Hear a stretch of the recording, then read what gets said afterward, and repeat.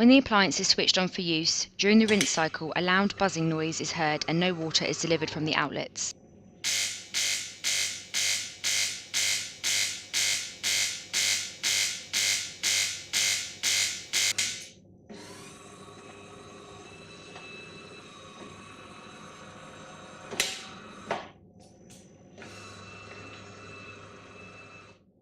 The message, empty circuit, fill circuit, is displayed along with insert water spout and press OK.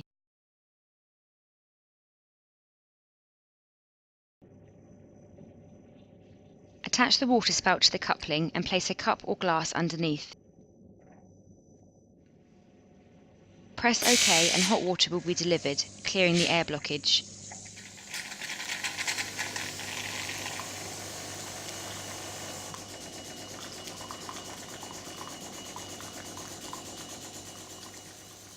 When the progress bar on the display is complete, delivery will stop automatically. The appliance will be ready to use.